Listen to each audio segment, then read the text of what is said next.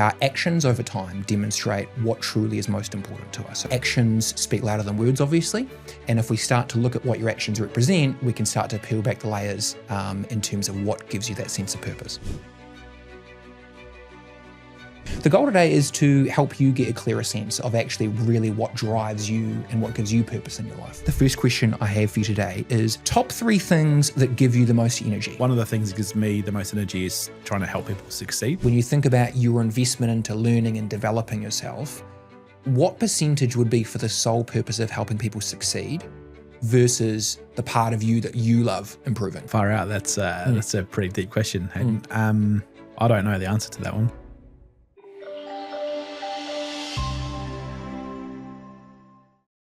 Hey guys, welcome to part 2 of getting clear on your values. Now you'll notice today there's no Greg.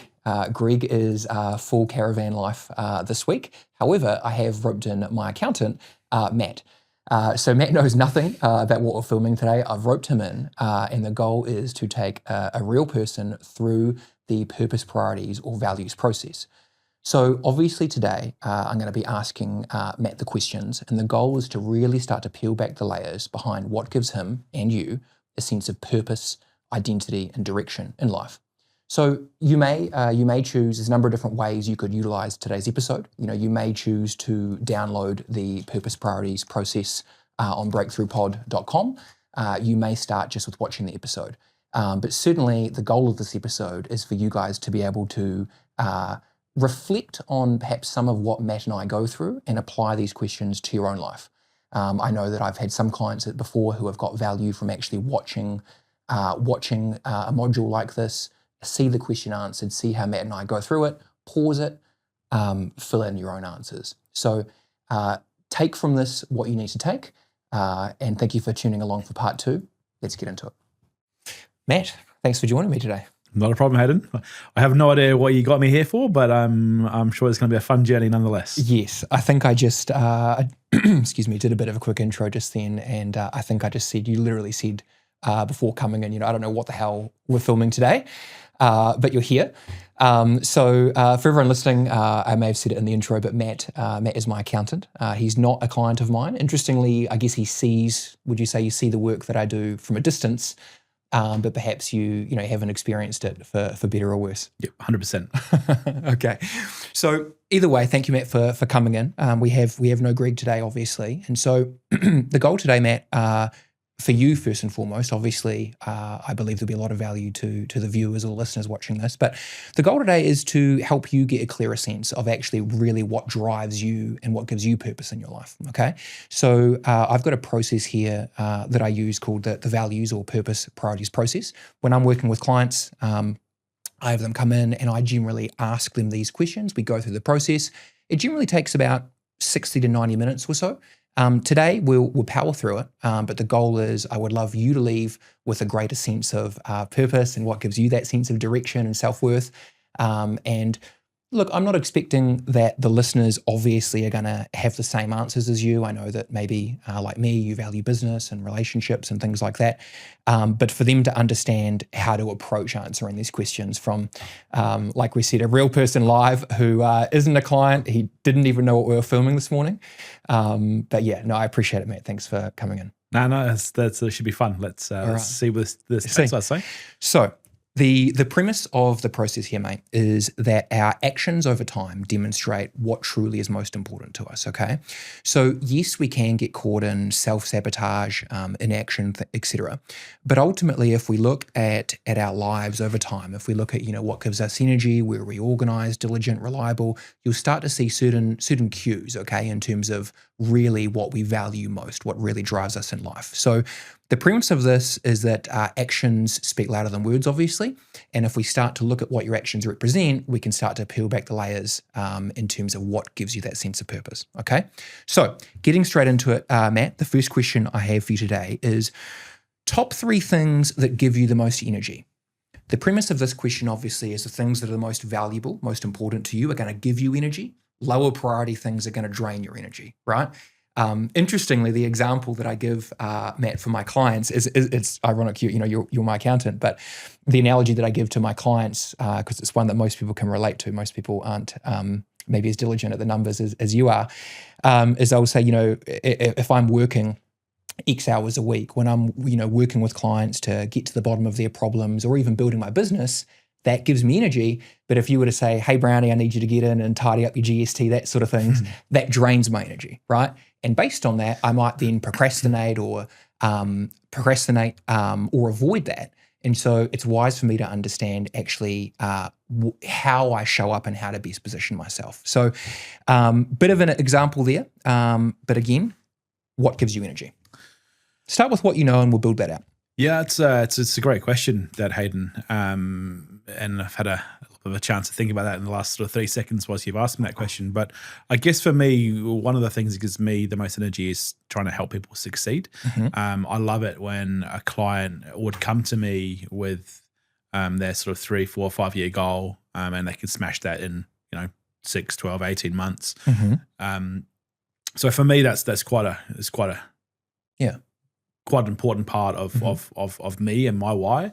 I think also family is vitally important. I love my kids, love my wife, and my life from that is pretty strong, pretty powerful. And then I guess I'm quite heavily involved in football here as well. So giving back to the community in terms of helping coach, manage teams, a bit of wisdom or parting that off, and just sort of helping organisations in general as well, like local charities and whatnot. Involved in theatre groups and just to try and give back as well. And for me, that's.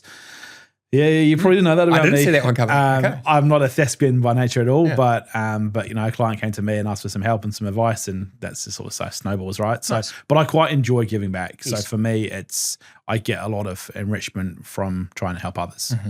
So let's start with with the football one and even the theatre. So, I mean, let's start with the theatre there. So is that? I assume, just reading into what you said there, perhaps there's less of a value on theatre or performing arts, but the theatre being a way that you can, again, support others, help others achieve their goals. Would that be a good way of thinking about the theatre? So I'm obviously looking at what the pattern is here, right? So you've said you've led with helping people succeed, and you've given a couple of different examples of that, which is fantastic, right? This is the process here to help see the bigger picture.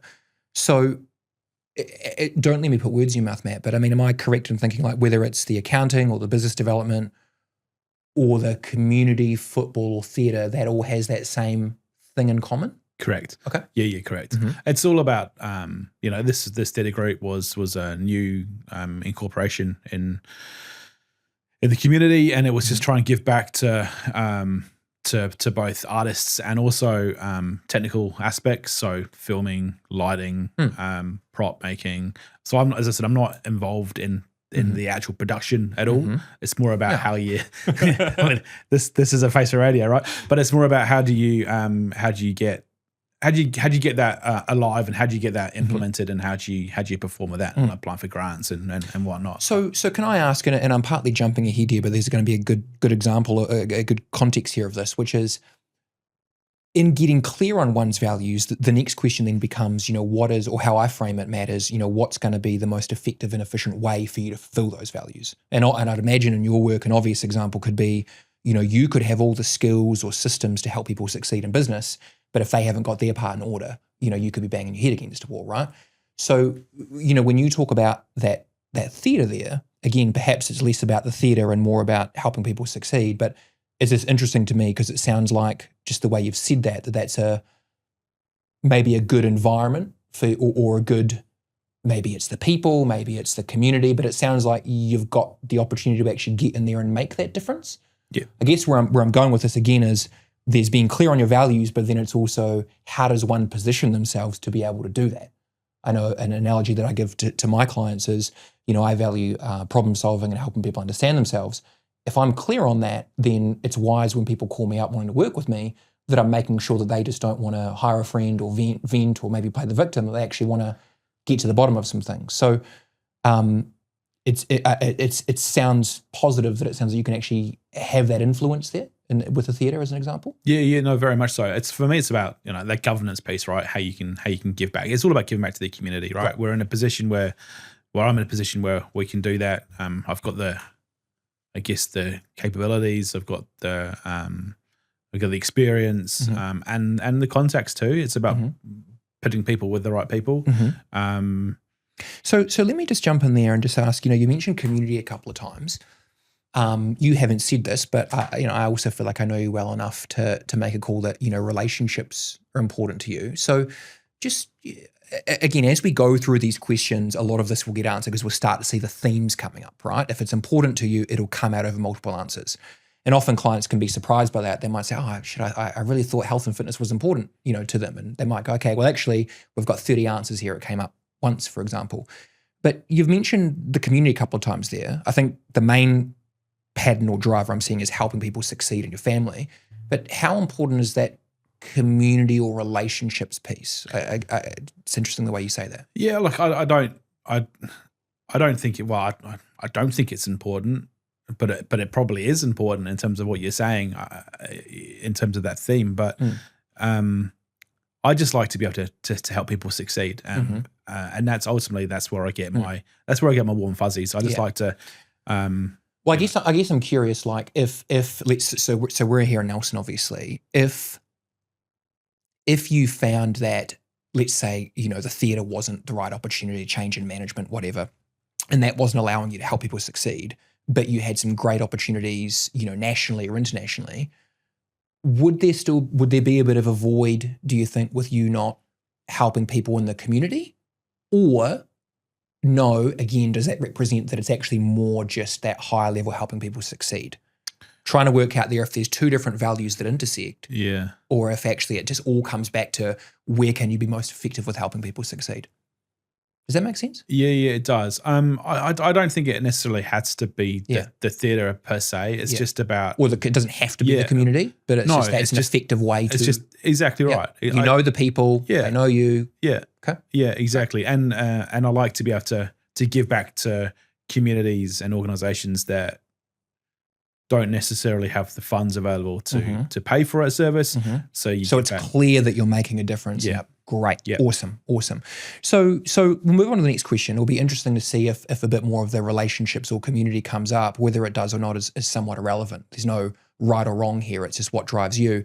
But ultimately the main theme very early on, which doesn't surprise me, knowing you like I do, is just that, helping people succeed.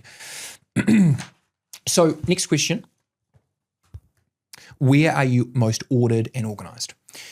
A lot of men will tell me, sorry, blokes, is that, they will actually not sorry, they will own it. They'll say, oh, Hayden, mate, I'm not organized. I'm not, I can't answer this question. I had a client last week and we were doing his values, and some of the earlier questions were about hunting and fishing. And, he sets his goals in those areas, what gives him energy, etc. And when it came to this question, he said, I'm not organized at all. And obviously his default was comparing himself to the areas he thought he should be organized. And I said, hold on, mate. Actually, hunting and fishing. Hayden, everything's got a place. The rod goes here, etc. So the premise of this question, Matt, isn't where you think you should be most ordered and organized. It's where are you naturally most ordered and organized? Where do you have structure and organization? What's coming up? I can see you smiling. I was going to say, it depends who you ask. If you ask me or my wife, it might be two very different answers. But it is exactly that. Yeah, absolutely. But I'm very organized at home. I hate clutter. Everything has a home, everything has a place, and everything goes back to that home or that place. Whether that be, my fishing rods are exactly the same. They're all neatly stacked in rod holders. Generally, yeah. Okay. Yeah, I've got a jacket, a rack for all my life jackets. Be like all the long lines. They've all got shelves in the shed, and they're all in there.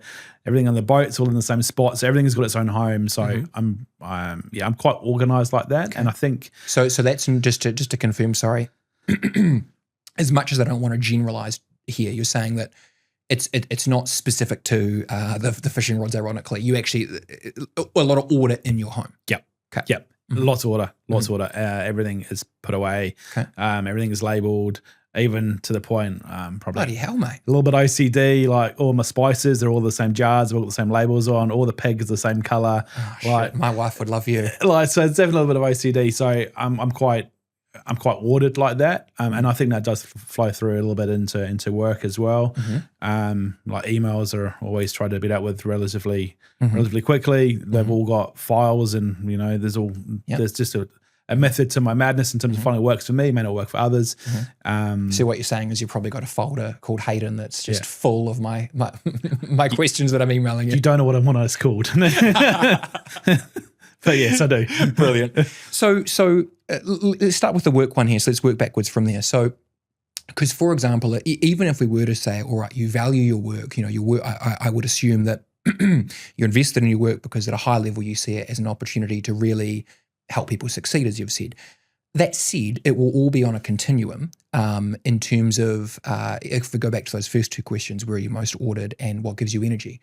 I.e., if I'm working with a client that has a really clear challenge, that's really going to get me going. I often say to clients, I prefer, if a client calls me up and says, oh, Hayden, I'm not sure if I can help or I've tried everything, that's my favorite sort of client, right? I love problem solving. So it's going to be on a continuum. Now, I guess what I'm looking for here is maybe perhaps we could generalize and say you're ordered and organized with your work in general, but I would imagine in the areas where you feel you can make the most impact, or maybe if I'm right and you value a degree of that relationships or community, maybe you're more organized in those key areas. Like if there's certain boxes that you need to tick that perhaps have less meaning to you, perhaps you'd be less organized there, but more organized with the practical things that are making a difference for your clients? Yeah, I think that's fair. Okay. I think I'm organized in the things that mean something to me. Exactly. Whereas purpose. Yeah, exactly. Whereas I'm probably not great at communicating some of that stuff to the family, for example. I may just sort of say on that day I'm going to be home late, I've got a function or whatever it may be. So there's potentially not enough organization in that side of things to work on for me. Or it's definitely getting better in terms of that. But and can I just quickly jump in there, Matt? I think there's just an interesting little tidbit there, maybe for you and all the listeners, frankly, is that not oftentimes, it is hard enough, frankly, to be clear on our own drivers, our own values, let alone articulate that to our significant other. And so it's just an interesting opportunity that you mentioned that I see so often with clients that it can be easy for for the spouse, for the husband, for the wife to be perhaps frustrated or challenged by the way we prioritize things. They might assume certain meaning, they might assume they're not important, etc. But when in that context, if you're actually able to be clear on, you really value making that difference and in the community, if you can be clear on that yourself, let alone articulate that, to the wife, that goes a long way with connection and actually building that rapport there. So just sort of good little opportunity there. Nice, thank you. For the recently married. Yep, I haven't said that to listeners. Matt was recently married, so congratulations there, by the way. So without getting too off track, sorry, we were saying that there was you're more likely to be, you're absolutely most ordered, most organized when it's an opportunity to really make that impact, would you say? Yeah. And when I think it means something to me as well, when I know I can really help and add value, then I would say that I'm probably at my best then. Is there another component maybe to that? Let me just check that one. It'll come out no doubt if it is, which is, you said where you can make that difference. Is there something particularly that there's obviously the service to others component, and let's be real, right? As much as we could go, this. You're serving others, you get something out of that, right? That's meaningful to you, right? And that's the case with anything. But tell me, is there some other component to it that you value? Like it might be business development or the problem solving, or maybe you're one of those weird people that just loves numbers. And if it is all just helping others succeed, don't force that answer there. I'm just checking, Yeah, it is helping people succeed, but I guess it's also to better myself as well. Like I love learning opportunities. I love trying to further my understanding on certain things, but they have to be something that interests me for me to want to really know that. Like I can forget things quite simply or quite quickly if they don't really mean anything to me, right?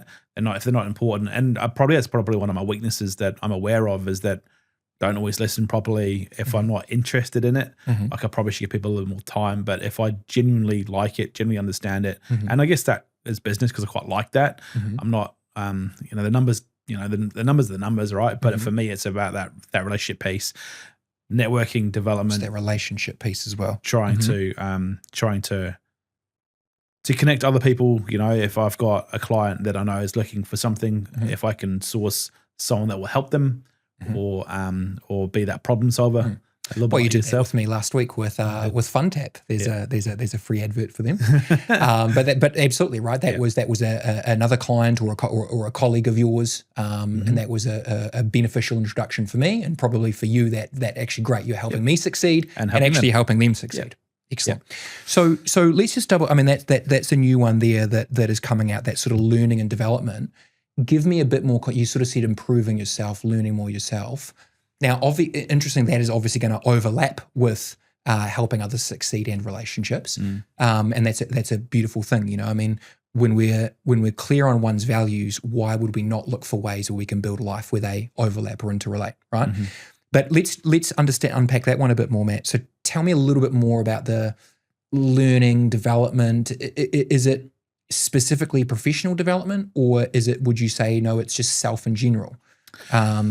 And why is that important to you? Have you always been a lifelong learner outside of doing the work you do now, or is it just a means to help people succeed, or is it multifaceted? I would say I've probably not always been a lifelong learner, if I'm honest. Well, the big part of it is you now have a meaning or a reason to do it, right? Exactly right. Exactly right. I feel like I have a bit more of a purpose in my life now to understand that a little bit more. I guess that comes a little bit with experience and a bit of world knowledge as well. But and I guess that sort of thinking about it relates back to why I like being involved in some of those community organizations as well, because you're there on boards and you're there helping other people, but you're learning from those people as well. Like you're learning from their viewpoint and from their background and from their industry experiences and whatnot. Whether that be insurance, whether that be banking, whether that be solicitor or whatever, So you're learning from those people all the time. So I quite like and value that from myself. But how does that help you? Well, we all don't know everything, right? Like we're always, for me to be able to be an advisor and help my clients, I need to be up to current trends. I need to understand where the markets are at, understand how things are going. But I don't know all those answers. But you need to know enough, absolutely, to try and answer a question, or to put you in contact or touch with somebody that will know that answer. Yes. So let me ask you this: what? Oftentimes, we're going to get to a part near the end of this process, Matt, where we have all the answers. And we start categorizing them, right? We start putting them into different categories. And sometimes you'll find for people, and this is a great problem to have, who are congruent in their values, meaning that the work that they're doing gives them purpose in a number of key drivers. You could almost, you could almost shift them around, because, you could put the learning under the helping others succeed value, or you could put it under your own self-development, right? So oftentimes I like to ask clients, if you were to give it a percentage, when you think about your investment into learning and developing yourself, what percentage would be for the sole purpose of helping people succeed versus the part of you that you love improving? Would you say 50-50? Would you say 70-30? Just tentatively. Far out. That's a pretty deep question, Hayden. I don't know the answer to that one. Okay. Let's see. I think it will reveal itself as we go. You understand the question though, right? Yeah. I mean, I'm jumping ahead again a little bit, but this will be great for the listeners. Our purpose is almost a synthesis of all these values together, right? Yeah. However, again, they are individual drivers themselves. So, there could be a context where you see, the value in you learning or developing yourself a certain way because you want to perform better or reach that elusive potential, so to speak. And there may be rare situations where that's not specific to helping clients succeed. You just believe that would benefit your own character, your own self-worth. I think they go hand in hand a wee bit, right? So I don't think you can help one without helping the other, and then vice versa. So it may well be even 50-50 because if I don't, I think it's 50-50, if not more. Yeah. Because when you talk about it, it really is geared around making that difference, which is a great thing, right? Yeah. There's overlap there. Yeah, there is. There is. And one insight for you and the listeners would also be, oftentimes we might judge ourselves for, the actions we haven't taken in the past. A common one that I have dwelled on many years ago, and that's true for my own clients, is not prioritizing study in school or earlier things like that. But the truth is, unless we have a why behind it, unless we have a value it's tapping into, why would we be organized there? Why would we retain that information? If you think of the brain almost like a hard drive where you only have so much space, and so the brain is constantly filtering in, filtering out information relative to what you value the most, which is actually quite an amazing thing, right? You will find that you will naturally soak up information or retain information for your clients, for your business, with helping others, more so for you, as opposed to other areas that you might perceive as less of a priority or more frivolous sort of thing. So I think that's a really important point in valuing yourself, not judging yourself, not going, I haven't, not very onto it here, but actually understanding that you are automatically prioritizing the highest priority areas that give you purpose, and also naturally, where your physiology embodies that, right? We have got more energy, we have got that better memory, etc. And you made the joke about depending on if you ask the wife, that sort of thing. I mean, that is probably the most common thing that I hear. And that isn't to say, by the way, that the wife or family isn't important to you. Obviously it is, but it could be that your wife has a higher value on the aesthetics in the house, for example. You value family, and so to a degree there's some buy-in there, but she might genuinely love the garden, or if she's anything like my fiance Krista, Krista loves the art and the layout of her whole house. So for me, for example, family's important, but I wouldn't say that the art or the way the house is, the color of the walls is particularly the highest expression of my value on family. So I might be more, where I'm going with this is, if you ask Krista, my partner, she would absolutely say that I probably forget a lot of those things. But at the same time, I had a client yesterday called me up, and they were absolutely amazed that I remembered the name of their partner and kids from 2 or 3 years ago. And so that's not Hayden has the best memory in the world, certainly not if you ask my partner, or maybe your wife in certain situations, but that it's based on, we're filtering in or filtering out information based on what we value the most. Does that make sense? Yeah, it does. Yeah, it does. Right. So you'll see again how, understanding these values is crucial for your own direction, how you position yourself, but also crucial for how you value yourself and your self-worth. Because imagine if you're not clear on truly what drives you, we tend to default into, often, as we've covered in other episodes, who you think you might need to be for other people, what does success look like for other people, the things that you should have done or should retain, as opposed to actually making space for the things that give you that purpose, right? Yes. Great. Excellent. Next question is, what do you love to learn about most? So a bit of, we're going to find, just to clarify, there's going to be a lot of overlap between these questions. We'll probably spend a bit more time on the first two, and now we're going to get on a roll, because they're going to be likely the same similar answers repeating. But what do you love to learn about most? Doesn't have to be formal study, academic. This can be YouTube, talking to a friend, etc. So if we went out for coffee and I said, Matt, what do you think about X, Y, and Z? What would be the topics that would get you going the most, that you'd love to hear about, love to learn about? It's a good question. I think what I love to learn about and how I learn about it has probably changed quite a bit over time. Obviously, the likes of podcasts, no pun intended. Like and subscribe, please. But podcasts have really changed the way. I mean, I like for me, from home to the office is like a 35, 40-minute drive. So now I'm learning or reading or listening to podcasts in that car journey, right? And whether that be something funny, whether that be something something to do with the share market, whether that be something to do with coaching or managing or bettering yourself in terms of a business perspective.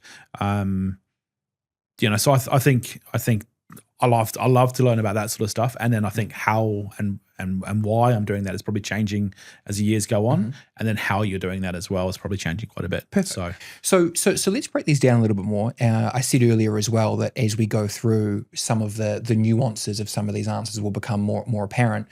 There's a couple of things there that may even again tie into that sort of self-development again. So you've said sort of bettering self was a word, and coaching. So give me a bit of context there, this sort of material that you could find yourself listening to in that category of coaching or bettering yourself, because I didn't get the impression from the way you said it that was exclusive to business and how you help clients succeed, right? Which leads us back to, all right, the learning and development is maybe 60, 70% in that area, but there's also a piece in that which is its own value, its own driver. So what would be the sort of material around sort of general self-development? Doesn't sound like it's all business. No, it's not all business. It's not all business. And I guess, I love sport, right? Sport's my passion. Sport's my driver, really, one of my biggest drivers. So I'm always listening. And that comes out in the community impact as well, yeah, right? Yeah, very much so. But I'm always listening and understanding how the game's being played or the sport's being played, whether they be football, cricket, hockey, or whatever it may be, to understand how that can work better. So I guess you're learning stuff there. And then also professionally too, right? I like, my background is obviously in business. I like to help people, and to help people, you need to have a pretty good understanding of yourself on certain things. So learning things around that business perspective are pretty important to me, and I enjoy. Yeah. Okay. Excellent. You mentioned coaching. What were you alluding to there? A bit of both. A bit of both in terms of, either from a parent's perspective in terms of how you can train and coach your kids, because it's one thing you're not given a rule book on. Like, it's sort of self-taught. So a bit of reading and a bit of listening around that sort of stuff. Probably not so much recently because my kids are getting older, but certainly a lot back in the earlier days. A little bit around that sort of sporting piece, and also around managing people, conflicts, staff, and with that comes clients as well, because everybody's got their own their needs, their wants, their timelines. Their timelines can be quite different to your timelines. So just understanding how that conflict piece can work. I would imagine there'd be a lot of that to navigate in your role. Tell me. So again, another revealing question here. How much of you investing in that sort of material or similar material is about maybe relationships versus being able to have that impact and helping people succeed? Maybe both to some degree, but again, does it really come back to having that impact, or is it equally, you value, like for example, if you were to read, what's that classic book, How to Win Friends and Influence People, that sort of material, is that because, you value actually having stronger relationships with people that's rewarding to you? And or is it just a means to an end to be able to more positive influence people to help them, or somewhere in between? Yeah, I think it's probably somewhere in between. I think they go hand in hand to a point as well. And you can't do one without the other. It's like your left hand, right. Like, you kind of need them both. And you need them both to help you succeed and then help others succeed. So, so with that, I guess it's probably a little bit of a selfish perspective as well. You have to think of number one to a point, not always, but sometimes to better yourself to help others. Absolutely. So I think they're probably both equally as important. Okay, great. Excellent. Okay, now share market, interesting one. So is that for, again, it may be multiple benefits there. Is that more about your own financial investing or helping others? I mean, that's an interesting one, right? It could easily be a big component of both in your line of work. It's definitely both. I probably, we've just built a house, so probably haven't got quite as much in the share market as I once had or would like. But I guess it stems a lot from my dad. My dad, every day I remember it, back in the old teletext days, would come back home, I'll come home from school, he'll come home from work, and would put the share market on and track his shares in terms of what they've done pretty much on a daily basis. And it's obviously, you shouldn't be doing it that regularly, but it sort of lived with me a wee bit. So, you think you back a couple of winners, but they're pretty much all been losers that you've backed. But you follow them, and I quite enjoy reading, having a hunch, and following how that journey goes, and then vice versa, having those conversations with clients as well. So that's an interesting one. That absolutely is both of them, right? Yeah. I had a big chat with a client just last week, I think it was, and they're coming into a bit of a windfall of money, and how they should manage those funds and who they should talk to and what my opinion is on that, and then the risk profiling that goes with that. Now, obviously, I'm not an investment advisor at all, so I can't advise on that piece, but we've certainly got a personal opinion on that. And if I hadn't have sort of researched it or read some journals or articles, and then you can't have that fulfilling conversation. So, so that's a great example. And look, I mean, I've said this to you before, but credit to you. I've had a number of accountants in the past, and for me, one thing that stands out is you're a very practical sort of let's get the outcome sort of guy, and maybe that's why we connect, right? I value that in my own work in my own way, and so people with similar values tend to connect on that. And as you've said, not financial advice, but oftentimes, you're one of those key people that I will go to with, hey mate, can I get some more Bitcoin? Jokes aside. But, and so as you've said, where I'm getting at is I think for you again, yes, there might be a personal, its own value that you value, wealth building or financial freedom or whatever that represents to you, but also that is a way that you can actually serve your clients as well. Yeah, no, very much. Yeah, right. Yeah. Excellent. So with respect to the value itself on you mentioned the share market there, what would you say that ultimately represents? Like what would be, and I know this might sound oddly specific, I'm curious, do you feel the driver is more wealth building, more financial freedom, more lifestyle? I've got some clients who just love the love of the game of stocks and shares, etc. So for you, yes, there's that helping others, client success piece. Yeah. But there's other component as well. I mean, I have other clients who might say to me, look, Hayden, I'm all about shares. I'm very masterful at it, but it is absolutely all for family. And sometimes that is actually that can be common, or it can also be, yes, it's for family, but equally, you love the learning and development you get out of that. So it can be multi-dimensional there. So give me a bit more context around.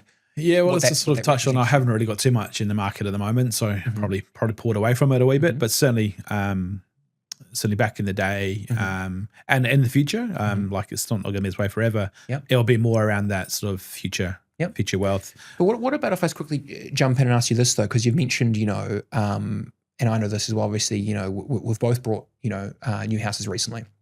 And, for, the shares is just going to be one isolated example, right? But there's going to be other decisions, actions that you take, like what we're looking at, actions speak louder than words, demonstrating what you value. So is there, and you don't have to go into any specifics or what you're not comfortable with, but is there other evidence outside of the shares of you valuing wealth building or financial freedom, etc.? Because just because you don't have, I mean, shares obviously brought this deeper line of questioning up, but just because you don't have all these shares that you could have doesn't mean that you're not prioritizing the wealth building or the financial freedom in other areas, right? Very much. You could be overpaying the mortgage. You could have been putting yourself under all kinds of pressure to do that. In which case, you're not all in on the shares, but between the both of them, it is showing that you really value that. I guess I've been through a separation, and with that, you sort of have to start again a little bit. So your priorities change, I guess, a wee bit there. So for me now, it's about trying to live today. Like my eldest has just gone through university, so trying to help support him as much as I can through that process. So for me, and it's probably one of my biggest drivers is family. Like family and friends are, I appear quite an extrovert, but I'm not. I'm really quite an introvert. I'm quite a private person.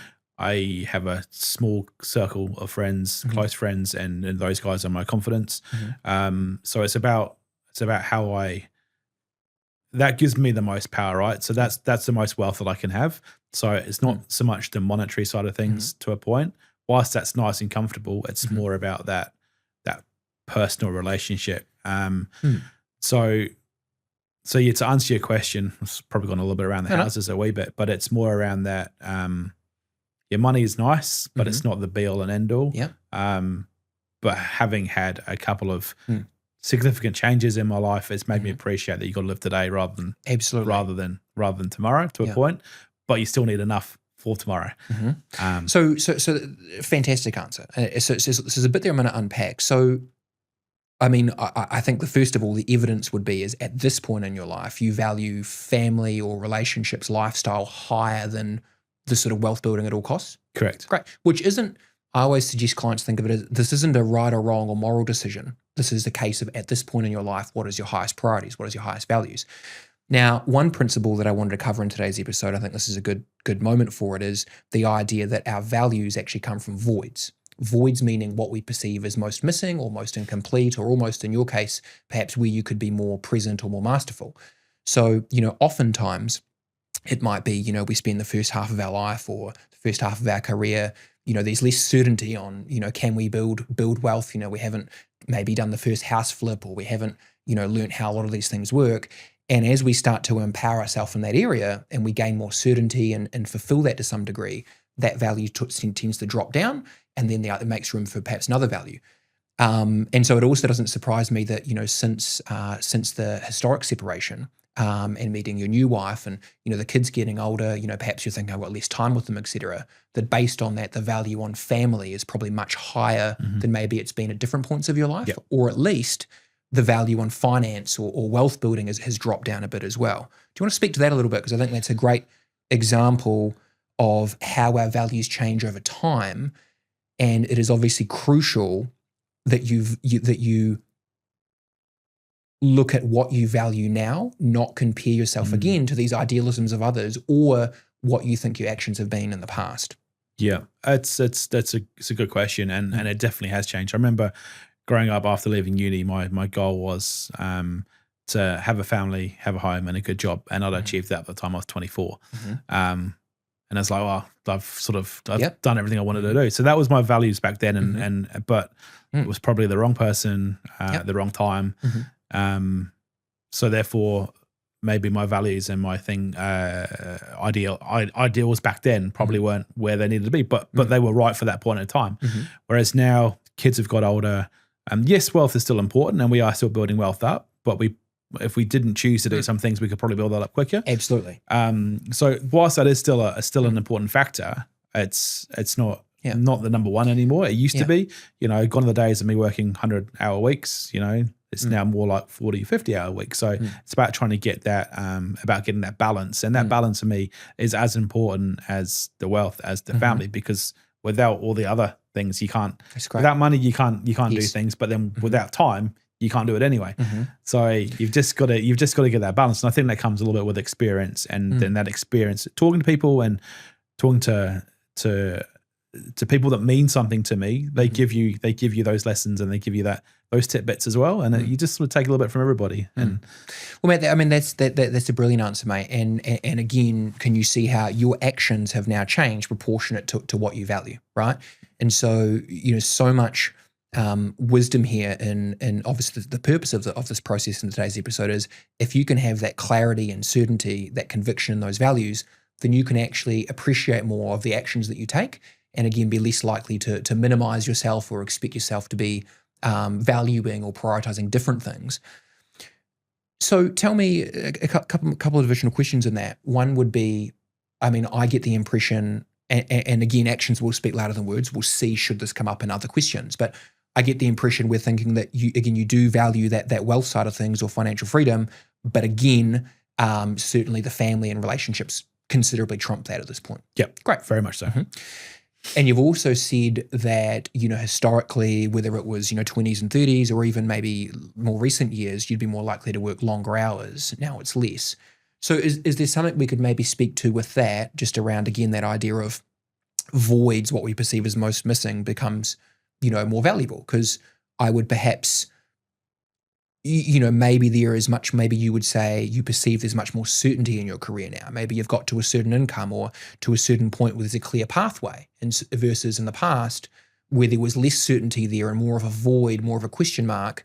Perhaps, again, your actions were proportionate to, I need to put in these hours to fulfill, whether it's the career or the wealth building side of things. So I assume there's been some changes there as well that has also created space for the values change. To a point, but I think you have to put the hard yards in to be able to have a little bit of flexibility later in life. Well, that's true, but you'll only put the hard yards in if you value it. This is right. Also so you're not wrong, sorry, but I guess valuing yourself enough, ironically, to recognize that it was a high priority to you in the past. It would maybe the number 1 or 2 priorities, right? Yeah. Even if the wealth building and the career supported your family, we could maybe proportion some answers to that category. But maybe with that being more so unfulfilled, you were prepared to put in the work. And yes, that does pay dividends now, but you probably know people like I do who you could give them that advice. Maybe they're young people, maybe they know what they need to do, but they don't take that advice, right? And maybe they're caught up in some sort of self-sabotaging pattern, or maybe simply they just don't value that like you once did. This is very true. But then it also came to, there was a sacrifice here as well, right? So I had less time at home, less time with my family or my young family then, which potentially ultimately could have led to my first separation. But so there's always trade-offs. Yep. No, great.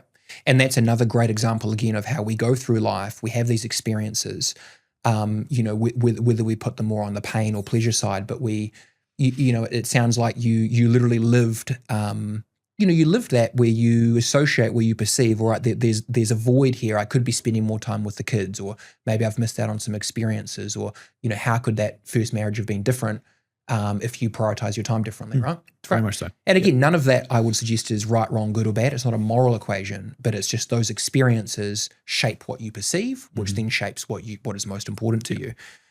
Quickly, Matt, you mentioned, I'm reading into something here. I want to see if there's something there. You mentioned about, the first separation. You sort of alluded to that, not necessarily, wrong time, et cetera, wrong person perhaps. But you also said, perhaps there's some things that you could have done differently as well. Just circling back to trying to get a bit more clarity on the sort of self-development side of things. I'm just curious, was there perhaps from that moment onwards, do you think there might have been a higher priority on looking at yourself, understanding your own behaviors, how you relate to people, how you show up? Yep, definitely. Yep. So again, void or questioning there in terms of what was my piece in this? I don't think I was the best version of myself or the best version I could have been. That's definitely fair. Great. But then I was working long hours for the better of the family, and I thought that was my role at that point in time. Probably in hindsight, turned out that it might not have been. But that was certainly what I felt at that point in time. And then you'd come home, you'd tired, you'd be grumpy. Then you wouldn't be the great person at home. You wouldn't be the great father, the great husband. In fact, my kids said to me after I had separated and sort of came through that low part, I said, "Dad, you're not grumpy anymore." Wow. And I think I'd got that balance a little better at work and everything else. So that was kind of quite a decent uppercut that I got from the kids. And but I think you learn from that, from your journeys too, right? You learn how you can evolve as a person, as a human. And for me, I just want to be the best version of myself. I'm not there yet. Yeah. See, that's that value coming out there. Just doubling down on that. And yes, there's a client piece of that and serving others, but it's also for you and you fulfilling that, right? Yeah. Just quickly, you mentioned, we said before that very likely the evidence points to that you valued the getting ahead in a career-wise or financial higher in the past. But it's also interesting because I think also within that, I think the evidence seems to point to at this stage that you did value it higher in the past, but also you still would have valued family back then. And so maybe there's an interesting, again, you didn't have that balance back then perhaps, right? And again, that shaping that void and those experiences to why, what the values are now and how you prioritize that. I think it's for the listeners, I think it's a huge idea there because, it will be very easy and often we all get caught in this to judge ourselves for our past actions, etc. Not recognizing but that perhaps our actions were proportionate to what we valued at the time and you trying to develop yourself, let alone provide for the family, but also how that experience and how that pain has actually given you context for what you value now and how you're showing up more purposefully. I mean, what would have been the cost if you didn't go through that? Yeah, good question. Who knows? Right, very good. Question 4, we're going to power through it, Matt, is what are your most consistent long-term goals? So what are the goals that you've been the most consistent in working towards over your life? Doesn't necessarily mean that you've achieved them all, but they're consistent goals that you have achieved or at least come back to consistently. I think those goals have changed as the years have gone on. I think they have changed in terms of like I've emigrated. I moved from England to here. So my goals when I was back in the UK are probably quite different to where they are here now. Obviously a change in marital status as well. It'll probably change a few of those goals. But I think for me now, I always have a 5-year plan in my head. I've never achieved it, which is kind of quite interesting because I try and help clients achieve theirs. And we always work to, 1, 2, 3, 4, 5-year goals. I'm getting closer to mine. I think, likes of COVID and separations and things like that, they do come into the mix a wee bit and can kibosh things. With that primary goal, what's the main idea? Is it particularly a wealth specific goal? Is it a business goal? Is it getting to a certain point we've got more time for family? There might be a couple of key ideas there, but it's actually all those combined together. Okay. So my goal is to become I guess my main goal is to become an owner of the firm. I'm pretty much there now. Now, is that, again, we could categorize this a number of ways. Is that more about the financial opportunities? Is that more about, having more reach? Is that more about being more impactful, et cetera? Perhaps it could be a number of things, but I'd also imagine that, this is just an educated guess here, Matt, that perhaps that's not, you're probably already working with great clients that you choose to work with. So that goal, is that more representative of certain financial or career goals or more helping others succeed? I think it's probably more of the recognition for that. People maybe more of the outcome of your potential and the self-development. Yeah, you're very much so. I changed. I was in accounting in the UK, changed when I moved to New Zealand, got out of the field and I've only been back in it for the last 6 years. So I've had to start again. So I've had to work quite hard to start again, but I had a pretty good base before joining back into the industry. So I've had to, build up a client base from nothing effectively. Yeah. So with that comes own challenges, and I like that. I like the competition. I like the challenge of. Well, there's that learning and development piece again, right? That yes, we could say, all right, a huge proportion of it overlaps with the helping people succeed, but it's also that challenge that you've got to take on. You're going from banking, I think you said, to a new industry, and there's a lot involved in that, right? There is, and it was quite different. I was probably out of it for 13, 14 years, and there's quite different to my prior days back in the UK. Slightly different laws, slightly different regulations, slightly different acts to adhere to, but the premise is still the same, right?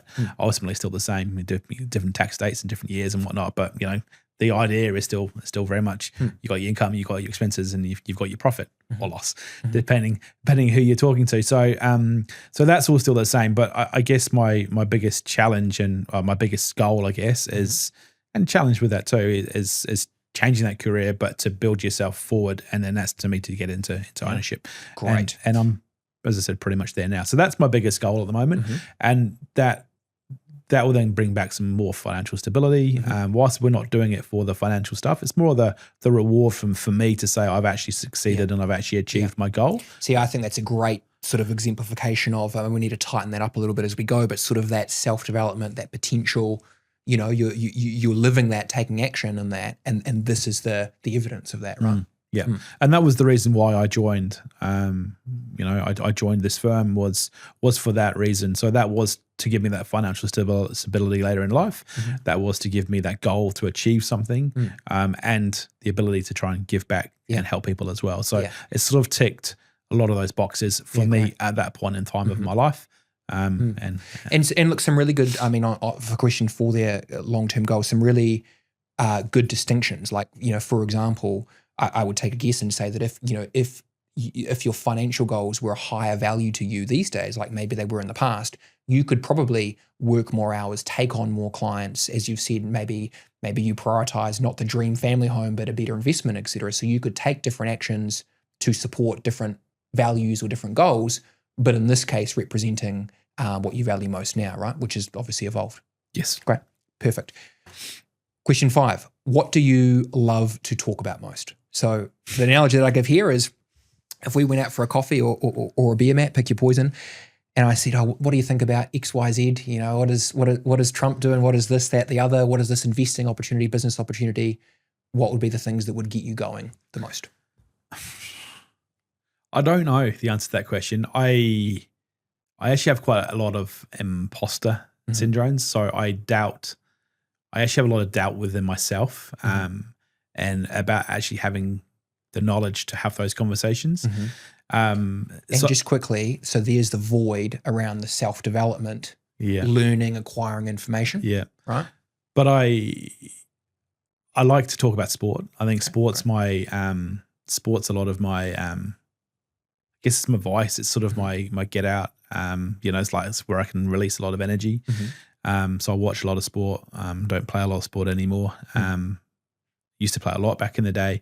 So that's something that I like to talk about a lot. I guess because of my role and everything else, I think it always comes back to a lot of that business context and a bit of that business conversation. How much of it though? So very open to that. But one distinction that I make, I work a lot with, whether you can relate to this, and I work a lot with people pleasers and conflict. In fact, people pleasers and self-doubt is probably one of the most important, one of the most common sort of niches that I work with. And, oftentimes I'll say, what do you love to talk about most? They go, I talk about what they want to talk about.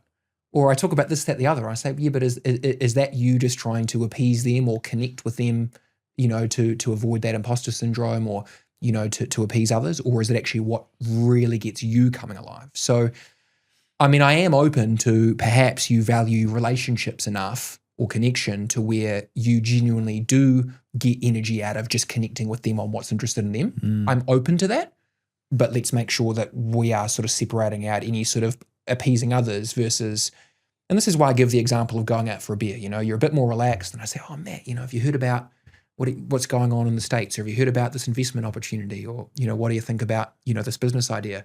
What would be those sort of things when you're in your element? Maybe there's not that same imposter syndrome. Yeah, I probably don't do a lot of the talking. I probably do a lot more listening than talking. Okay. I think. Why?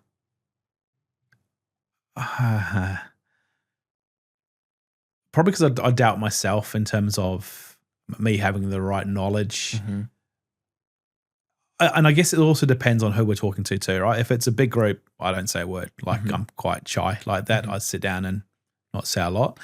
If it's a close circle of friends and we're having a couple of beers, whatever, then I'm probably a lot more relaxed in that setting. So I guess. So in that context, if you had some friends and they said, oh, what do you think about, what should I do here? Or what would those things that you love to learn about be?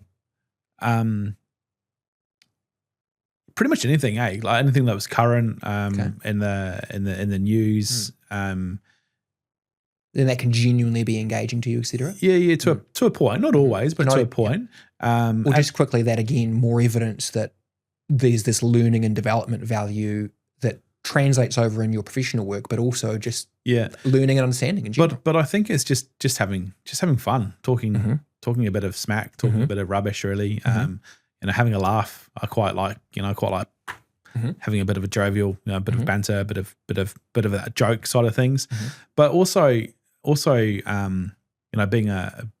being a support person to others as well. Like I've got a couple of mates that are going through similar sorts of things that I went to a few years ago, and having had those experiences and those life lessons, then you can help others through their journey that they're on at the moment. And for me, I get a lot out of that, a lot of helping people, a lot of pulling on my experiences, because like you don't have to understand that you lived that and you know that and you've been through that process. So you don't have to learn or remember it. Yep. Like it's quite real. And then when you sort of relive it, it sort of comes back and you can be quite authentic with some of that stuff. So I quite enjoy. Well, that's really clear evidence for me, Matt, that there's that real value on relationships, right? Yeah. And, I didn't want to minimize, hopefully you didn't get that impression, what you were trying to say before about, the imposter syndrome or doubt at times, but it's more that, that there is a difference obviously, but between, doubt or past pain experiences that we have that sort of keep us stuck in these patterns versus obviously, again, what really gives us that sense of purpose. And so I'm not doubting that can be, that's something there, and perhaps that will be wise to work on. Let me know if you want me to help you with that. But I think, when you're at your best, whether it's someone that you feel, really safe with, or you got a great relationship with, or you've had a couple of drinks to get there, it sounds like just that real value on relationships, right? Connecting with them, talking a bit of shit, as you said, or even just what's going on in their world. And maybe at times there could be a bit of a people-pleasing component of it. Again, that could be wise to look at, but two things can be true at the same time. And I get the impression that there's that value on relationships. Yeah, very much. Great. Yep. Which is probably also, knowing you like I do, again, evident in your work, the right people where you've got the close relationships with, where you can actually make that difference. Yep. And then again, you see how it's all coming together, that we've got these individual drivers, the helping people succeed, the relationships, and then the sort of learning and development. And so they can all be individual things. You could catch up with some friends, nothing to do with business. You could be watching a YouTube video, nothing to do with your work, etc. But there's this beautiful opportunity for them to intersect with respect to that purpose that you get, in your client. I mean, in all areas of your life, but particularly in business, it sounds like. Yep. Great. Yep. Perfect. Okay. Question 6, Matt, is a very good question, is top 3 things you spend or invest your money on. So the premise here is obviously what we value most, we're going to be willing to invest in, right? Again, probably in the past, you've maybe prioritized perhaps decisions from what you've said, where you've prioritized getting ahead financially. Maybe these days it might be more, all right, this isn't necessarily the best investment, but it's the dream home, or we could put this into the stock market, or we're going to do a family holiday, for example. So at this point in your life, top 3 things, if we look at the bank statements, ironically in your role, you'd be auditing my bank statements as my accountant, but role reversal, mate. If I just look at your bank statements, what would be the main sort of buckets or categories where you would invest your time, money? At the moment, it's probably the dream home. We've built it. We've been there a year. It's a bottomless pit at the moment. So we are piling cash into landscaping. It's the joy when you have a life sentence block, right? Yeah. Now we're going to plow through this one. Tell me this: does that represent? Is that more family or more investing, or proportion that out to me? Oh, it's the family. I don't get the impression you've brought it expecting to make all this money. No. Maybe that's a bonus, but it's family. Right? It's family home. It's where this is us. Like we're here for forever. We're not leaving us to take me out in a box type thing, right? That's the home. That's the dream home. So we're putting a lot of money into that at the moment. A lot of money, and then I guess the other parts is experiences. I love to travel, not traveling anywhere near as much as I'd like, but we're still trying to get an overseas holiday in a year, whether that be with me and the wife, or me and the kids. It's obviously dependent. I think this year it's just going to be me and the wife. So yeah, again, I like those sorts of things, whether it be a weekend break, or not that we do that as much anymore. We can't with a lifestyle property, but yeah, it's ultimately the house. I think that's where it's mainly going at the moment. Yeah, and I think you answered that perfectly, and just a good example for the listeners that oftentimes, depending on what our values hierarchy is, that house could be, yes, it's an amazing house for the family, but also we're hoping to make money off it. And so again, if the listeners are going through this process, that they might have to ask themselves: is it for their financial goals? Is it for the family? Is it somewhere in between? Right. So we've got the home, the new build, which represents family. We've got experiences. Give me one more thing you spend or invest your money on. Probably drinking too much alcohol. So probably I quite like the old the craft beer, the wines, dinners out, that sort of stuff. So tell me this again. 2 things can be true at the same time. Yes, as we've covered. And again, this could be a whole nother episode about how. You mentioned before the self-doubt or the imposter syndrome. Obviously, like, let's say hypothetically, you did say, Hayden, I'm struggling to change my relationship with alcohol. We would want to acknowledge, well, what are you getting out of it, right? And frankly, I would probably suggest, just working with clients, that I would probably say it helps you a lot in those situations, right? Almost get to that point where you're connecting with others and sort of cutting through that imposter syndrome or doubt at times. So that's interesting that will be linked. But I would also, I would imagine, tell me if I'm wrong, Matt, that as much as it could be coming from that place at times, or it could be, not you necessarily, but you could be carrying certain stresses. The alcohol could be a way to escape. Perhaps you're more likely to spend or invest money on alcohol or dinners because there's networking, the social aspect, the relationships. There's evidence coming up today that the relationships are important to you. Yeah, to a point for sure. Now, obviously, my job can be quite social at times, so there can be a lot of dinners out and drinks consumed and stuff like that. We'll put it this way. If you didn't value your work, which is tied to helping others succeed, and you valued your health disproportionately higher, it's not no right or wrongs there, but you would probably be more likely to not go to those events Yes. to prioritize your health. Correct. But then you see how that comes at the cost of what is your highest value now, seemingly, about making that difference for others. Yeah. So it's all about understanding that. So a fair portion of that is, I mean, would you say it's more interesting question, what percentage of the, of the alcohol almost would be tied to relationships or work-based relationships or experiences? It's changing because I'm trying to make some changes in my life there. I would say it was probably more 20-30% business, and the rest would have been personal or social. That's probably now changed to more like 80-90% business to 10% personal. Interesting. So, but I'm not doing it as much as I used to. So, New Year, well, we're in March now. New Year, new life. So, so yeah, this year I've made a point of not doing that as much. Still get along to those events, but not drinking. Having a soda water or a water or maybe a non-alcoholic beer or something like that, just to try and cut back on the sugar and to try and get those health balances in, because as I said before, I want to be the best version of myself, and I am in some areas, not in others. So and I know I've got to work on some other aspects of that. So that's no, it's great. And just as a little insight for you and for listeners, I won't take us too off track here, but I know, personally, you and I have spoke about, some of your health and fitness goals, just, as a friend. And, for you, rather than putting this idealism on yourself that may sound good out loud or to others that, you should be prioritizing your health, et cetera, perhaps a better frame for you would be linking it to, as you said, that learning, that development, being that best version of you. Because, you can see already in the way that comes out, like that is a clear driver for you. You do have actions in that area already. So maybe, bridging that gap a little bit of how actually you prioritizing your health, maybe it's you've got stronger body language, maybe you feel you can connect with different people, maybe you even, meet clients at the gym perhaps, right? But the point I'm making is if you would love to prioritize your health and fitness, finding a connection between your existing values as opposed to expecting yourself to frankly be someone that you're not. What do you think about that? I know that's a heavy idea to just put on you like that, but it is. But it's quite an interesting frame up of the question. The other one will be your sport. I know that I'm not saying you got the same body that you had in your 20s, but mate, you could do some pickleball. I'm sure for someone like you who values sport.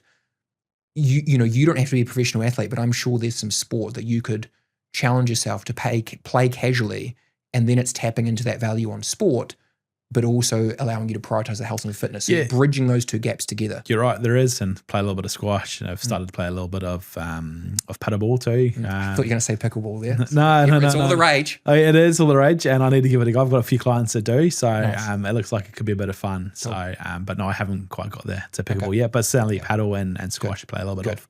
But you see my point about connecting those two, right? 100%. Because you could have short-term motivation and expect yourself to be going to the gym 4 times a week and doing the structure and routine, and sounds good on paper, but it's not going to be sustainable if it comes at the cost of these other values here. So you're better to bridge that gap and honor who you are rather than put these ideas. What about darts? Does darts count? I've got a dartboard at home. Just don't use it enough. I can't give you that one. Question 7, Matt. Question 7 is top 3 things you do with your time the most, please. Top 3 times I do with my time. Well, at the moment we're coming to football season, so the weekends are taken up with football. So that's traveling around the country with our national league team. Okay, and so just doubling down on that one, is that more about helping people succeed? Is that more your love of the sport? Now it's probably both reality. It's both. Okay. I got involved because they needed some help and some treasurer functions, and then I love the game, so it's just evolved through that. So it's really an expression of both values there. Very much so. So that's that will take up the next sort of probably 7 or 8 months. Obviously have my family, have my kids every second week, so that's obviously a big factor as well. And then just working at home. as I said, we've got a big project on. We've got probably about 2,000 to 3,000 plants we want to try and plant this year. Good Lord. Native plants, building a bit of a forest at home. Mate. As I said, I'm a bit of a hermit. Like people think I'm quite a like a loud, vexatious sort of person, but I'm not. I like the quiet life. So we're building ourselves a bit of a hermit. So yeah, we've planted about 3,500. We're probably going to try and get, our goal is 1,500 to 2,000 planted this year. If we can go above that, we'll be doing really well. So that's going to be my next probably 6 to 8 months, I'd say. And I'd be curious. I mean, is there does that area of the planting there sort of tap into that learning side? Like maybe you're sort of immersing yourself in that, or not necessarily? Is it just part of the home and the family? Just part of making our house a home, really, in terms of what we want. Obviously learned a little bit about it in terms of how to do it and what we're doing. We've already planted, as I said, probably 3,500 plants to that point. So we've already learned a lot about that, but it's more about the upkeeping and the maintenance on that going forward. So, and then obviously then with work and then everything else, it's just a given, right? Yeah. So great. Question 8 is, how do you fill your space? So this can often be a bit of an abstract question for people. The first way I consider you think about it is, what would you consider your primary space, right? So is it the home office? Is it, your accounting office down the road? Is it what you keep on you? So, I like you have my own property, but in reality, I spend the majority of my time in my consulting office next door. And if you look, for example, behind my computer monitor, you'll see various health supplements. So obviously I must value health for them to be in closer proximity. You'll see stacks of client notes, even clients I'm not seeing that day, because obviously reviewing that and the results is important to me. So what would you consider your general space? But more importantly, what do you keep around you and what does it represent? So is it family photos? Is it, certificates in business? Is it to-do lists for your clients, etc.? I think mine's quite segregated. Like my safe space, the place where I'm most comfortable is at home. I have no real issues there. Like it's my safe spot. It's been designed in a way. We spent probably 12, 18 months trying to design the house. So it's designed in a way for us to live our lives.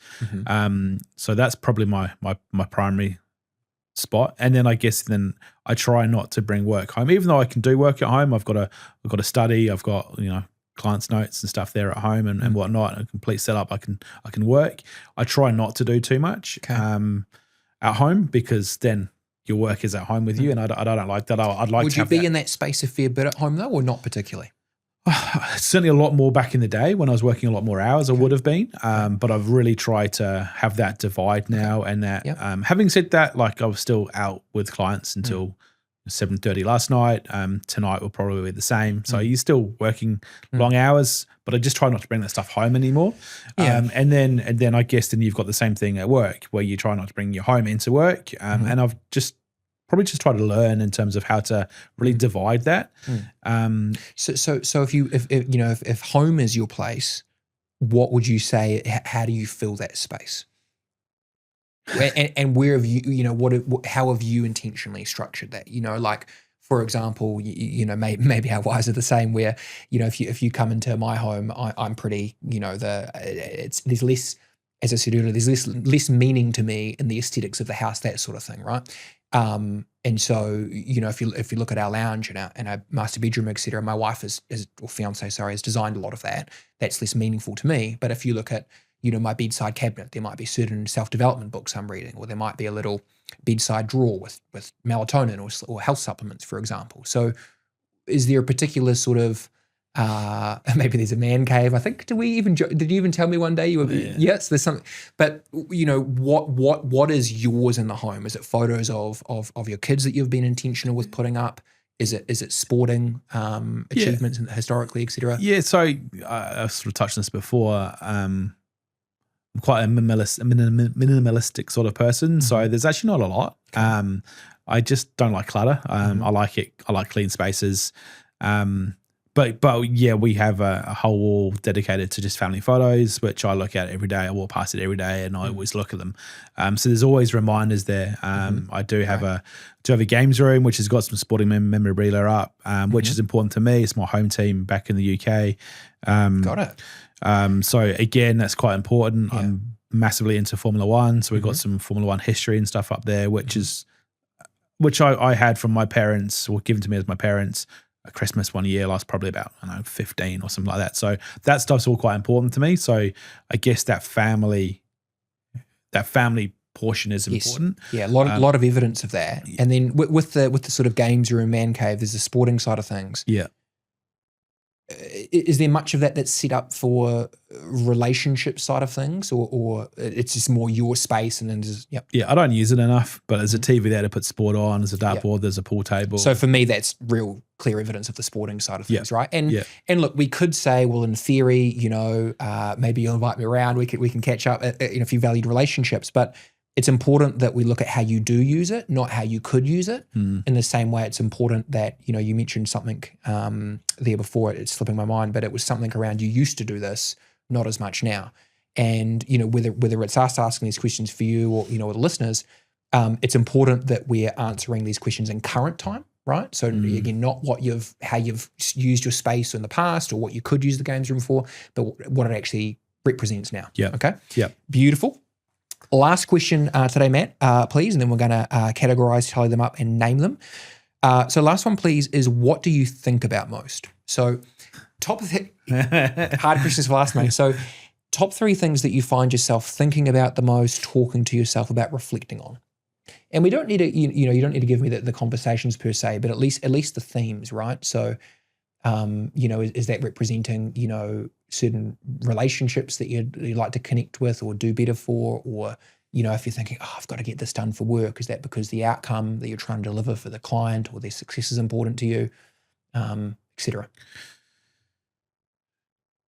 I guess the role that I do is that client-facing role, right? So, and I'm dealing with people's lives ultimately on a daily basis without sounding too dramatic about it. Like you can really help or you can really hinder them. So, I don't want the ID calling me mate. But I look at it and go. So I wake up quite often at night time thinking about things that I need to do for that coming day or that coming week, or sort of trying to problem solve. Like when you sort of relax, you can problem solve quite well and work out a good structure for a particular client, and whether that may be buying a business or a home or whatever that may be, right? So you sort of understand that. So I guess that's quite an active part of my thinking. Yeah, great. Give me 1 to 2 more. My eldest child has just gone off to uni, so you worry about him. You're thinking about him a little bit, and if it was anything like my uni days, you kind of wonder. I wonder what he's getting up to. Certainly he's a lot more reserved than I was or am. So I guess that's a bit of a worry, a bit of a thing, and I guess family in general, right? My daughter's just passed a driving test, so she's off driving and things like that. So there's always a worry, there's always concern. Yeah. But look, I mean, it is important to notice, to recognize, and especially for the listeners, that it's understandable that there might be that worry. I mean, there might even be negative thoughts at a particular time, but frankly, you wouldn't be thinking on that, reflecting on it, dwelling on it if it wasn't important to you, right? I mean, I had a client once who did this process very quickly, and she says, Hayden, my highest priority is negative thoughts. My highest value is negative thoughts. I said, okay, hold on. I think we need to go through this again properly, because I don't think we've maybe gone deep enough on some of these answers. And when we looked at it, what she was labeling as negative thoughts were really, her having worries for her daughter, right? And so we had to sort of peel back the layers a little bit, that, it's not that, your whole life is built around negative thoughts. It's that you actually value, your daughter, your family, and obviously you've got some concerns there. And so it might be, slanted more towards what we perceive as negative. But ultimately, you wouldn't be thinking on that if you didn't value that, right? I guess to put context around that, like I had a call from a client yesterday. He was in tears. He didn't quite know whether he was going to, worried is to start a business, didn't know if he should shut up, if he should put more money into it. So, I saw him yesterday, spent a couple hours with him last night, just to talk him through that process. So, last night, this morning, I was thinking about him and wondering how he is. And, I've got to reach out to him today just to make sure that he's okay in that mindset. So, you're always worrying about something. You're always thinking about clients, and I'm probably putting others well before me sometimes. And I guess in that, I probably don't think about myself enough. Yeah. And again, let's draw that distinction that perhaps there is some insecurities or past patterns that we all carry. And so maybe, to use your word earlier, balance, perhaps there is some more purposeful changes you need to make that, ironically, understanding your values will help you with. What is that balance? But also recognizing that, you do actually value making that impact on others, and you value relationships as well, it seems. So again, we're going to come back to it in a moment as we finalize these. We're really looking at it's, in being clear on your values, the goal isn't just, all right, let's just take what we can get. This is who you are. It's actually, how can you position yourself to be most fulfilled in those values, if that makes sense. And like what we said earlier, I mean, there's probably, whether you'd consider them dreamers or time wasters, I'm sure there's many people that come to you in your accounting world, right? And so, you being clear on what you value and where you can make a difference and what that looks like, I mean, that's the real mastery for your own sense of purpose, right? Because otherwise, you're not going to be, can you see you wouldn't be putting yourself in the right environment to actually fulfill that? Yes. Yeah. Yeah. Great. All right, Matt. So that is the 9 questions. What we're going to do now is I'm going to tally these up, okay? And then we're going to categorize and name them. All right, so the results are in. No, jokes aside. So a couple of distinctions here to make, Matt. So like what we said, we've got 30 answers here, give or take. Actually, just a little bit under 30, sorry. And so we're starting to see certain categories emerge, right? So the most common category, family, obviously. And then, so tentatively, initial assessment is I've got 9 answers in that area of family. I've got about 5-6 answers in this area of helping others succeed. We've got a number in this sort of potential learning and development, and then a couple in sports and relationships. So I'm sure that, none of that is surprising to you. Really what we're looking at now is clarifying the hierarchy, the order, and of course, really helping clarify exactly what these mean to you and what fulfilling them looks like. So one question that I had for you, please, and just categorizing these, like what we said earlier, it's a great problem to have that there can be a lot of overlap in what we do. Like we said, you could be learning and developing for your own potential, or it could be for the purpose of helping others succeed. You could be helping others succeed because that's important to you, but also it supports your family financially, right? So there's lots of overlap there. So when we talk, so going back to some of the football and sports answers, how much of, like, when you speak about what gives you energy, football, how much of that is the relationships piece of it versus the sport itself? I know it's a tough question because it's both. And also maybe if you think about what do you spend your time doing, you said that footy trip, how much is the relationships component versus your love for the sport itself? That's a good question. I actually, I'm too old, too fat to play anymore, right? And I was never particularly any good at it. So I love being around the boys. It makes me feel young. It makes me feel like I've got a bit of a purpose. Key word. So I quite enjoy that, but I guess I probably wouldn't have got into it if I didn't enjoy the sport. So these days it would represent more the relationships. I know it's both. If we said 60-40, 70-30. Yeah. The relationships are key, right? Like, they're good lads. Like they're all of very different people, very different backgrounds to where I've come from, and I kind of quite enjoy hanging out with those guys because they make you feel young. Like you just it's just fun. I enjoy the funness of that. But then the sport obviously is important as well. Yes. And probably the competition piece too, right? Yeah. I'm quite a competitive guy. I like to be the best version of myself, but I also like to, if I'm fighting for a new client with another accounting firm, I like name names. Yeah, I like to win those. Like for me, that's how can I win that? What can I do better? Yes. Or likewise, what can I have done better? So I guess that competition piece is probably quite important as well. I guess that's probably why I enjoy sport. Yes. Perfect. Excellent. So look, that's really helpful. I'm going to sort of, like I said, with some individuals when they go through this process, it's clear the sport is the sport. But sometimes there can be, it can fulfill multiple values. So I get the impression it's both, but I'm sort of going to, there was one time where you said sport where it clearly was, like for example, in your man cave, if we call it that, right? That probably is more, as you said, it's not like you're bringing all these people there in that moment. That's probably more the love for the sport itself. But probably in the majority of the other answers, maybe the sport got you into it, but the relationships is what sustains it. Yes, correct. Right? Great. Perfect. So, okay, perfect. So if I make that distinction, that puts us at about 4 for relationships. So relationships is a bit higher than sport, which doesn't surprise me. Interestingly, this will be an interesting insight to you. So we had a couple of answers for finance. I mean, that came up, two times essentially. Again, I would imagine at different points of your life that would have been much higher. And I think case in point, where a number of these answers today, you've said it really is around your own learning and development, helping others, so the relationships, the community, and helping people succeed.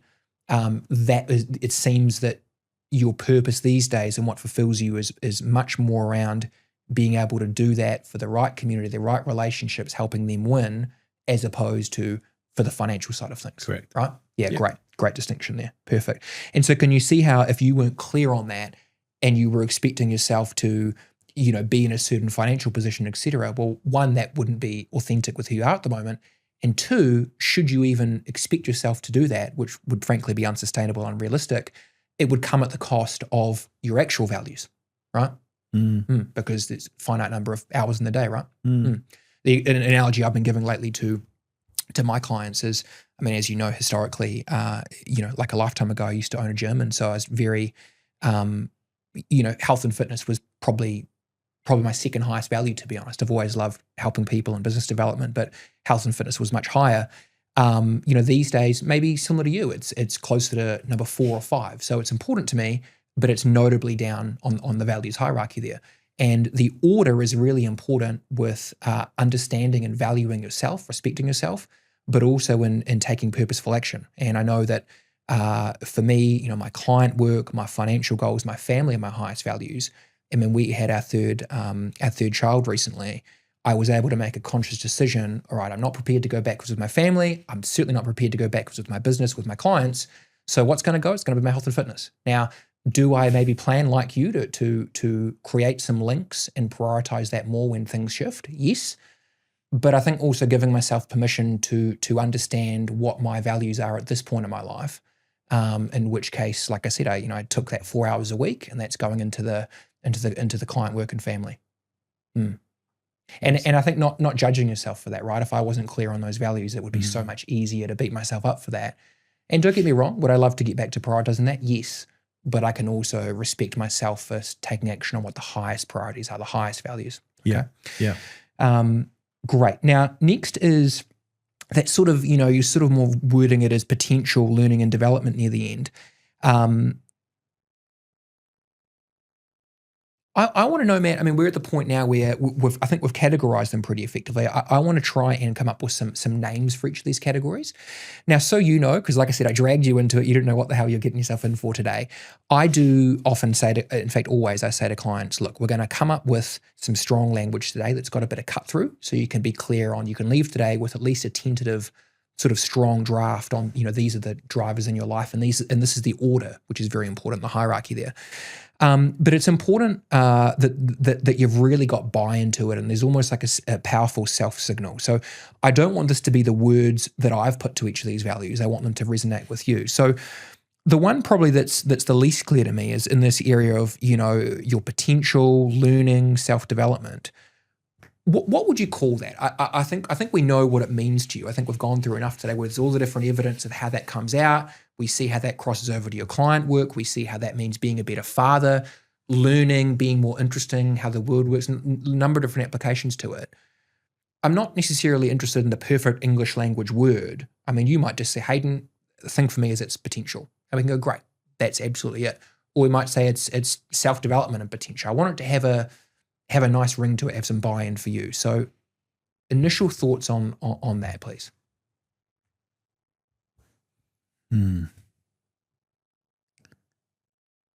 Maybe just being better.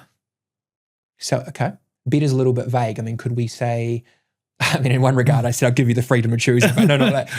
So the reason I say better, by the way, is I just want to, look, it's important, especially early on with doing the values process, that we're clear on what fulfilling this looks like to you. And I guess just my reservation with saying better is how easy would it be especially for those, which is a lot of people who struggle with self-doubt, imposter syndrome, people-pleasing, be very easy for you to convince yourself that you being better for others and their needs is your value versus we're talking about the areas where you want to develop. So I'm not saying that's wrong, sorry, but I want to make it a bit more obvious. So, I mean, maybe it's in that sort of self-improvement, self-development. Yeah.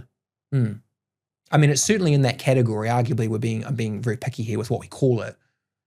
Yeah, I guess what's potential, isn't it? Fulfillment and potential. Like, I just want to be a better version of what I can become. So, I don't know how you would. Yeah. Well, let's. I'm gonna again. You didn't know what the hell you're signing up for today, but I will email these to you, and I'm gonna follow up with you next week, and you can just have a think about what you name them. I mean, in theory, this is the easy part, right? It's just, do you want to call it growth and potential? Do you want to call it self-development? I had one client who gave me an acronym. Great. It's what resonates with you. Really, what we have clarified, which is, 99% of it is what does the evidence point to that you value? And very clearly it's that. If I was to make a quick analysis, I would say that the key thing for you in that area is going to be not letting any self-doubt, self-judgment, imposter syndrome take over that, in which case it becomes who do you need to be for others, as opposed to what are the areas that you would love to develop yourself in for you. Is that a fair read? I'd imagine it could easily go that way at times. Yeah, no, very much so. Or at least put that expectation on yourself, right? Yes. Yeah. No, I couldn't agree more, actually. Okay. Yeah. Right.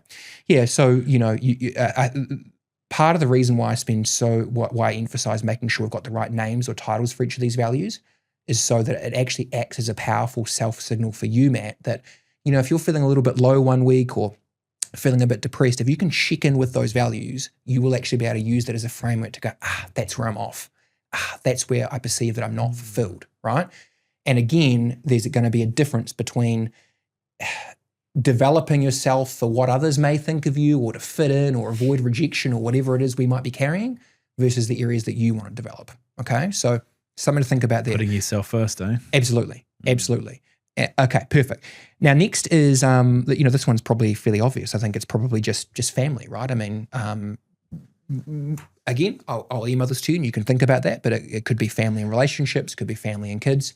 But I think probably knowing you, it's you've got the new wife, you've got the kids. I mean, it really just seems to be family, right? Yeah. Family. Yeah, it's family. And interestingly, I mean, I probably haven't alluded to it enough today. One thing that is paramount to this process is understanding the order, right? And I mean, your whole identity revolves around the highest two values in particular. And if we look at that for you, number one is family. So we had 9 to 10 answers there. And then number 2 was helping others succeed. We had 5 to 6 answers there. So, and isn't this brilliant? I mean, if I think of, and I'm not just saying this, mate, but, if I think of, old mate Matt, my accountant, I've always seen that, you're a family man, but there's one thing that I know of you is that you're invested certainly in me and the people that I refer to you, that you're invested in their success. And so your actions back that up. And can you see that your identity revolves around those two values? Yeah, no, definitely. Yeah, definitely. Great. So this one's probably fairly obvious. I think we defined it early on with respect to the helping others one. I assume we call it helping others succeed. Is there any nuance to that? Does that resonate? Others' success, isn't it? I think. It's exactly that, isn't it? Yeah. It's exactly and I think, again, like what we've touched on, the key thing for you is it isn't a bad thing that you get something out of seeing people succeed, right? There is always going to be that so-called selfish aspect, to that. And that's a whole nother episode, another point. But the point I'm making there is I think recognizing that you get purpose and you get self-worth and value yourself when you're helping others succeed. And that's okay. But making sure, like I said, even with myself, that I know I love problem solving, I love helping people, but how do I position myself to make sure that I'm able to do that most effectively, that it's sustainable for me, and maybe for you that it also creates that balance for your family, that side of things. Yeah. Great. Fair. Good. Okay, so I believe, Matt, the finished product today here is highest value, number 1, family, number 2, helping others succeed, relationships, number 3. And then we had sort of that sort of, growth and potential, number 4. Sport is in there. I mean, technically, if there was number 5, it would be sport. And again, the sport seems to overlap with the relationships. I mean, technically, if you felt that the sport is really a part of it, which it seems to be, I mean, we could probably merge those two together and go relationships and sport, just because how often that overlaps, right? Yeah. So I know that you've got to go. Initial impressions. Well, for somebody who didn't know what they were signing up for today, it's been an interesting exercise. It's definitely made me probably think about myself from a viewpoint I probably haven't been in for a while, to be fair. It's made me probably reconfirmed or reaffirmed a couple of things that maybe I think I need to work on a little bit more. Probably giving me some trigger points for me to have a think about. Certainly a couple of discussions later on when I get home. Yeah. But sorry, you go. But I guess I'm also not surprised that family has come out number 1, because that is why this is why I do what I do, right? And how that's evolved through your life experiences. Yeah. Yeah. And how it's changed too. Yes. Definitely how it's changed for that through that evolving period. Well, Matt, thank you very much for coming in. I don't take for granted, the vulnerability, et cetera, with doing this. And obviously, I will email this to you, and maybe we'll do a follow-up, because, just as a friend and as someone that's always, wanting to help me succeed, ironically, I would love you to really bring this through and live this out. But I think the key message, obviously, particularly with just some of those patterns that you acknowledged, whether it's, self-doubt, imposter syndrome, is just having the clarity on, what helping others succeed looks like for you, and almost what you need to do that, right? Like I said, we can spend our life trying to avoid rejection or failure and live in other people's values, or we could be clear on actually what fulfills us, and then breaking that down more specifically, which Greg and I do in the next episode, interestingly, about how you can actually start to take action on that. So I will email you these, and for the listeners, you can go to breakthroughpod.com, download the Purpose Priorities process, and go through this as well. So I would encourage you to do that.